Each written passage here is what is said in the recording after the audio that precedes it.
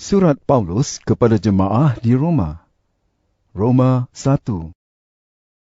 Surat ini daripada Paulus, hamba Kristus Yesus, dan rasul yang dipilih serta dipanggil oleh Allah untuk mengisytiharkan berita baik daripada Allah.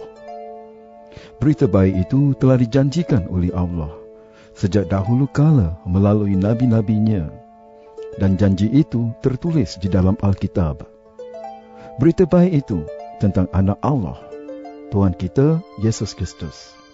Sebagai manusia, dia keturunan Daud, tetapi sebagai ilahi, dia ternyata anak Allah, kerana dengan kuasa yang besar Allah membangkitkannya daripada kematian. Melalui dia, Allah sudah menganugerahi aku tugas istimewa untuk menjadi seorang rasul, supaya aku dapat mengabdikan diri kepada Kristus dengan memimpin orang daripada semua bangsa agar percaya dan taat kepadanya. Kamu yang tinggal di Roma juga termasuk dalam golongan mereka, kerana kamu pun sudah dipanggil oleh Allah untuk menjadi milik Yesus Kristus. Oleh itu, aku menulis surat ini kepada kamu semua di Roma yang dikasihi oleh Allah dan yang sudah dipanggil olehnya untuk menjadi umatnya. Semoga Allah Bapa kita dan Tuhan Yesus Kristus mengurniai kamu berkat dan kesejahteraan. Mula-mula sekali, aku bersyukur kepada Allah melalui Yesus Kristus bagi kamu semua, kerana seluruh dunia mendengar bahawa kamu percaya kepada Yesus. Aku sentiasa mengingat kamu setiap kali aku berdoa. Allah saksiku bahawa apa yang aku katakan itu benar. Dialah Allah yang aku taati dengan sepenuh hati dalam hal mengisytiharkan berita baik tentang anaknya. Aku berdoa supaya Allah mengizinkan aku melawat kamu.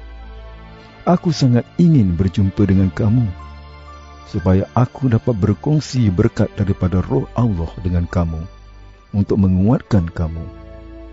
Maksudku adalah supaya kepercayaanku kepada Yesus boleh menguatkan kamu, dan kepercayaan kamu kepada Yesus boleh menguatkan aku. Saudara-saudaraku, ketahuilah bahawa sudah banyak kali aku bercadang hendak melawat kamu, tetapi selalu ada saja halangannya. Aku ingin supaya pelayananku di kalangan kamu berhasil, seperti pelayananku di kalangan orang bukan Yahudi di tempat lain. Aku mempunyai kewajipan terhadap semua bangsa, yang beradab dan yang tidak beradab, yang berpendidikan dan yang tidak berpendidikan. Itulah sebabnya aku ingin sekali mengisytiharkan berita baik itu kepada kamu juga yang tinggal di Roma. Aku yakin dengan sepenuhnya bahawa berita baik itu kuasa Allah yang menyelamatkan semua orang yang percaya kepada Yesus, mula-mula orang Yahudi dan juga orang bukan Yahudi. Berita baik itu menunjukkan cara bagaimana hubungan manusia dengan Allah menjadi baik semula, iaitu melalui kepercayaan kepadanya dari mula sehingga akhir.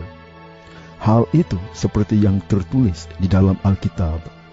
Orang yang percaya kepada Allah sehingga hubungannya dengan Allah baik semula, orang itu akan hidup. Dari syurga, Allah menunjukkan kemurkaannya terhadap segala dosa dan kejahatan manusia, kerana kejahatan menghalangi manusia untuk mengetahui ajaran benar tentang Allah. Allah menghukum manusia, kerana apa yang dapat diketahui orang tentang Allah sudah jelas, oleh sebab Allah sendiri sudah menyatakannya. Sejak Allah menciptakan dunia, sifat-sifat Allah yang tidak kelihatan, baik kuasanya yang kekal maupun keadaannya sebagai Allah, dapat difahami oleh manusia melalui segala yang sudah diciptakannya. Oleh itu, manusia sama sekali tidak mempunyai dalih untuk membela diri. Mereka mengenal Allah, tetapi mereka tidak menghormati Dia sebagai Allah. Mereka tidak bersyukur kepadanya. Sebaliknya, mereka memikirkan perkara yang bukan-bukan, dan fikiran mereka dipenuhi kegelapan. Mereka mengaku bijak, padahal mereka bodoh. Mereka tidak menyembah Allah yang abadi, melainkan menyembah patung yang dibuat menurut rupa manusia yang fana, atau burung, atau binatang berkaki 4, ataupun binatang yang menjalar. Itulah sebabnya Allah membiarkan mereka dikuasai oleh keinginan hati untuk melakukan perkara yang hina dan keji. Mereka melakukan hal-hal yang memalukan terhadap satu sama lain. Mereka menukar ajaran benar daripada Allah dengan dusta. Mereka lebih suka menyembah dan mentaati apa yang diciptakan oleh Allah daripada menyembah dan mentaati Allah yang menciptakan semuanya. Dialah yang seharusnya dipuji selama-lamanya. Amin. Kerana manusia berbuat demikian, Allah menyerahkan mereka kepada hawa nafsu yang keji.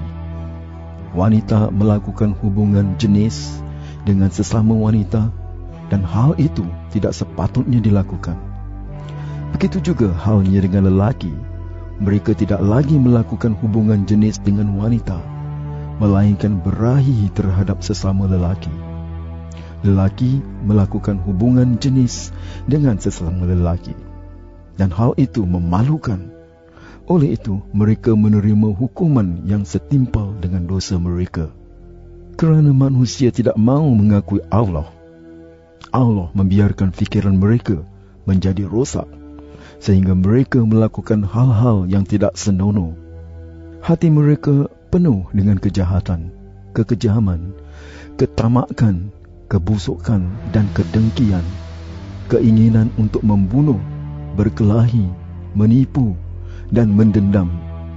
Mereka suka mengumpat, memburukkan nama orang lain. Mereka sombong dan biadab, yang membenci Allah dan bercakap besar. Mereka memikirkan cara-cara baru untuk melakukan kejahatan. Mereka melawan ibu bapa, tidak berakhlak, memungkiri janji, dan tidak berperi kemanusiaan. Mereka tahu bahawa menurut hukum Allah, orang yang berbuat semua itu harus dihukum mati. Namun demikian, mereka terus-menerus melakukan hal-hal itu. Bahkan, mereka menyetujui orang lain yang berbuat demikian.